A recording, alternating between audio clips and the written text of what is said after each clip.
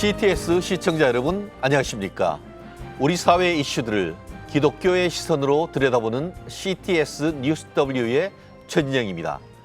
최근 한국교회 현장에서는 부교역자들을 구하기가 갈수록 어려워졌다라는 이야기가 많이 나오고 있습니다. 특히 교회 학교를 맡을 교육 전도사 부족 문제가 심각해지면서 다음 세대 사역의 공백을 우려하는 목소리도 커지고 있는데요. 한국 성결신문 황승영 기자와 함께 부교역자 부족 현상, 그 원인과 대안 짚어보겠습니다. 황 기자, 어서 오십시오. 안녕하세요. 실제로 부교역자 수급난, 도대체 어느 정도로 심각한 상황입니까? 이제는 일부 교회의 어려움이 아니라 한국교회 전체적인 그 구조적인 문제라고 볼 수 있습니다.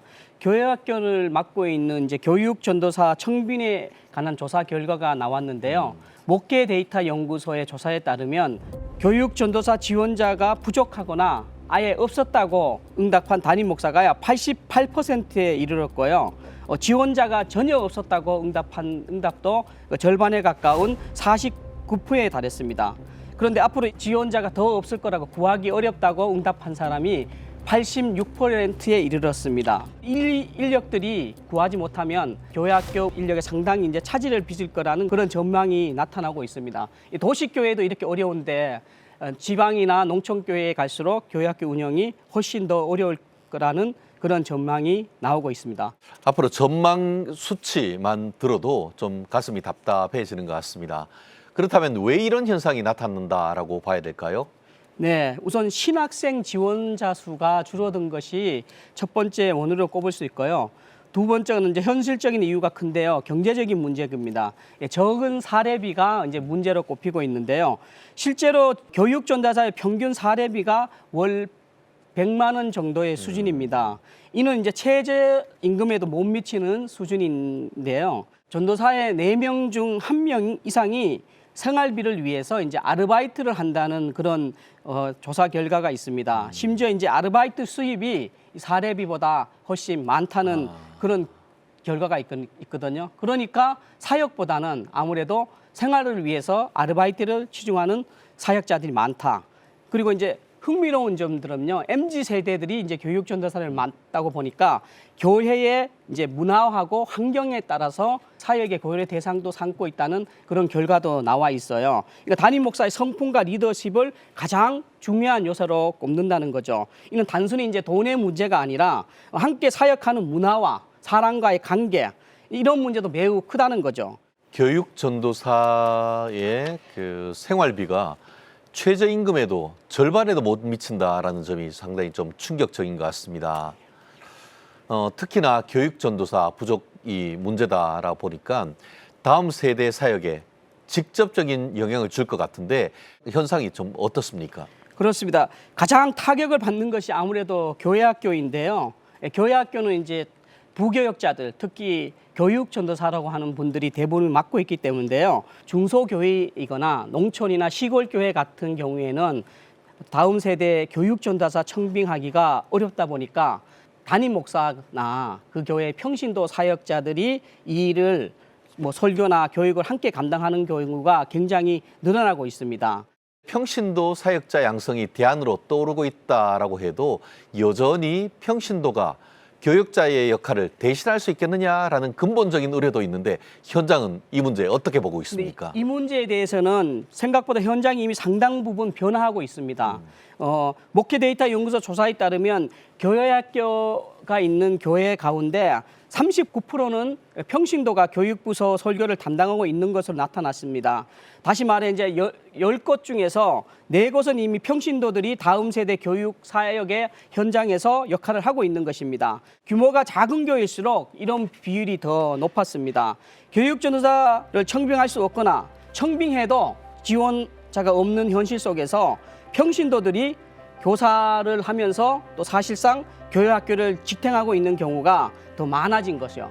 주목할 수 있는 점은 또 목사들의 인식인데요. 조사 결과에 목회자의 84%가 교역자 유무와 상관없이 이제는 평신도 사역을 더 강화해야 된다는 응답이 나왔습니다. 즉 이제 평신도 사역은 미래의 이제 대안이 아니라 현장에서 이미 진행되고 있는 상황이며 많은 목회자들이 이를 적극적으로 수용하고 받아들이고 있다는 의미입니다. 그래서 최근 각 교단들이 평신도 사역자 양성에 적극적으로 나서고 있는 모습이 눈에 띄는데요. 상세히 좀 소개시켜 주시죠. 네, 핵심은 평신도를 단순히 봉사자가 아니라 훈련된 사역 동역자로 세우는 것입니다. 예장 합동은 교회 교육 지도사 제도를 작년에 도입해서요. 첫 과정에서 이제 90명 넘는 수료자를 배출했습니다. 총신대와 총회가 협력해서 신학이라든가 교육학이라든가 사역 실제를 가르치고 수료증을 발급해서 교육 현장에 이제 투입했거든요. 또 예장 통합도 교회 학교 교육사 제도를 재정비하고 예장 고신도 교육사 양성과 총회 인준 자격 제도를 운영하고 있습니다.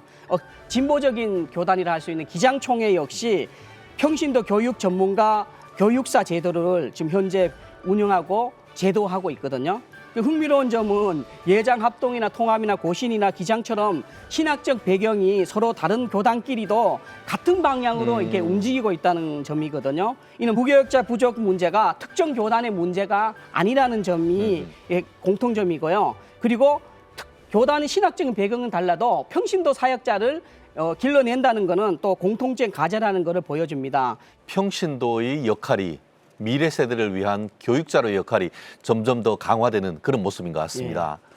평신도 사역자 양성이 단순히 인력 부족을 메우는 차원을 넘어 교회의 사역 구조를 새롭게 세워가는 과정이다라고 볼 수도 있지 않을까 싶은데 어떨까요? 네, 맞습니다. 이제 대체라기보다는 보완과 협력이라고 보는 게 더 타당할 것 같습니다.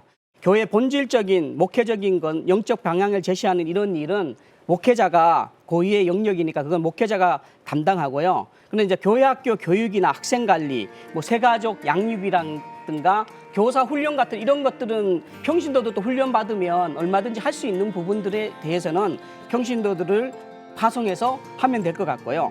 교회 안에 이미 있는 은사를 재발견하고 그 전문성을 발견하고 훈련해서 함께 사역하는 구조를 만들자는 그런 거거든요. 이것이 최근 여러 교단이 교육사와 교육 지도사 제도를 도입하는 이유이기도 합니다. 그렇군요. 사실 장로님이건 집사님이건 그 교회 학교 학생들의 부모이자 엄마 아빠일 수도 있기 때문에 더 어떻게 보면 애정을 가질 수 있다는 그런 생각도 드는 것 같습니다. 네, 맞습니다. 결국 부교역자 부족 문제를 해결하기 위해서 한국 교회가 현실적으로 가장 시급하게 해야 될 대책이 무엇일지 한번 좀 쉽게 설명해 주시죠.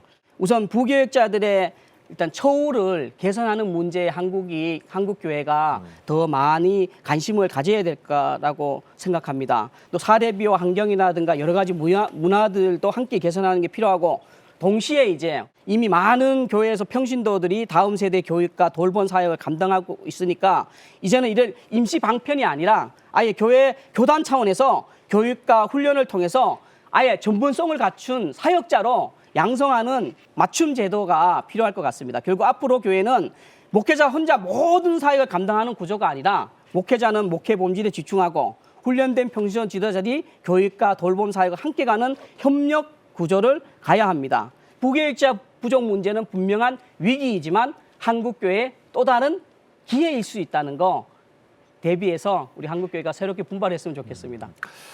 부교역자 부족은 이제 한국교회 전체의 큰 과제입니다. 위기 속에서도 평신도 지도자를 세우고 사역 구조를 새롭게 하려는 움직임이 이어지고 있는 가운데 한국교회가 이 변화를 지혜롭게 준비하기를 기대합니다. 황승희 기자, 오늘 브리핑 고맙습니다. 이 프로그램은 여러분의 미디어 선교 후원으로 제작되었습니다.